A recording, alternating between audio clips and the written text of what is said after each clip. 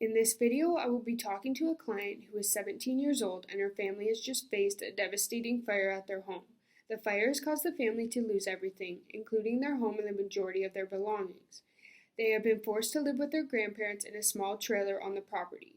I will be using the basic strategies of crisis intervention, and within that, I will be using the strategies of allowing catharsis, which will allow my client to share her feelings and thoughts in a safe space without having to be scared of being judged.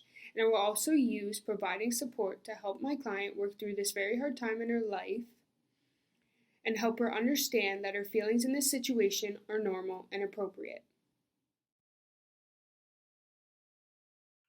So I'm just going to start off our meeting today just talking about confidentiality and what that entails just briefly. So with confidentiality, anything you say to me in this room stays here unless I feel that yourself or someone else may be in harm or that I feel a child is possibly being abused or neglected due to something you've told me. And lastly, if I've been subpoenaed by the court to share information, but other than that, everything stays here, so don't be scared to share. Okay? So what brings you here today? Well, there was a devastating fire at my home, and it's caused me a lot of fear and anxiety. Okay, and what about the fire has gave you fear or caused you to have? Well, my family has had to move into a small trailer on my grandparents' property, and because our house was pretty much just burnt to the ground, there's nothing left.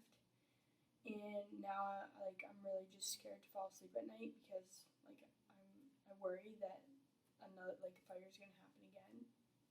So I just want you to know that having that fear, it's okay. It's you've experienced a traumatic event, and it's not uncommon for people to experience a lot of fear after a traumatic event, such as a fire. So I just need you to know that it's okay and that you're not alone.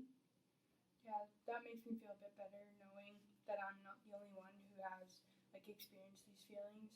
But I just I feel like I won't be able to get over this because the fire was just so bad, and I'm just terrified that it will happen again. So this fear is going to be something that we're going to have to work through together to help you overcome. But I just want you to know that you're not going to be alone. I'm going to be here. So if you need anybody to talk to, you can always call me, book an appointment. If we need to have more than one appointment a week, we can do that. I can fit you in. So you won't be alone at all. Okay, thank you. I really appreciate that. I haven't really had anyone since the fire happened because all my other family members are kind of dealing with it in their own way, and haven't really had time to help me or talk to me. Good. You're welcome. That's why I'm here, right?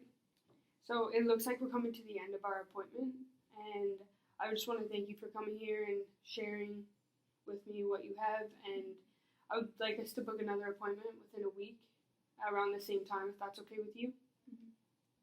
Okay. So as you could see in the video, I used allowing catharsis by using proper facial expressions and gestures. I maintained appropriate eye contact with my client to ensure she knew I was engaged in the conversation. And lastly, by letting the client know I sympathized with her and ensuring that she knew that her feelings she is having are normal and appropriate for the situation. Now, I provided support for my client by ensuring that she knows that overcoming this fear is going to take time, but also making sure she knew that she would not be alone while she was learning how to deal with the fear she is feeling due to the fire. I hope that after watching this video, you will be able to properly use the skills of allowing catharsis and providing support when working with a client who is experiencing a crisis in their life.